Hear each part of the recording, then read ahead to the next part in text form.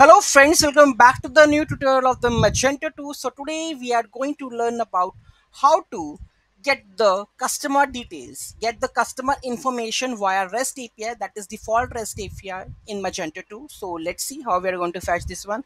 The basic endpoint is, I will show you, the endpoint is the REST v1. So I'm going to use the same REST endpoint, right? I'm going to hit via the postman. Okay, so here I'm just replacing the endpoint, right?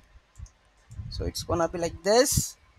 Pub rest one customer two. I'm going to get the customer two details. So which is the customer two?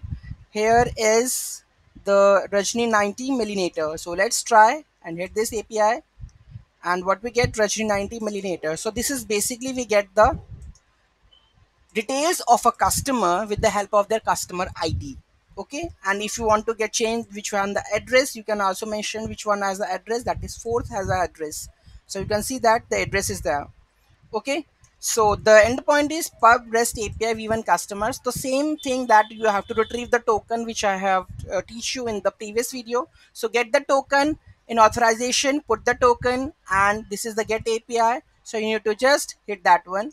Okay, pub rest API, this is rest v1 customers v4, the same thing I have making the curl request over here. And if I go and just hit this script, you can see that ID is 2, Rajin 90 at the milliliter. If I put the ID 4 over here, you can see that. Okay, so here we get the details of the fourth ID. Okay, so here you can see that we have the billing address, shipping address, and all the things. The email is test 90.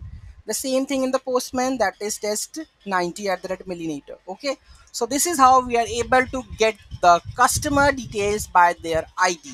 Okay, so any doubt, any query in that, let me know in the comment section. Thank you so much for watching this video, and don't forget to like, share, and comment on my video.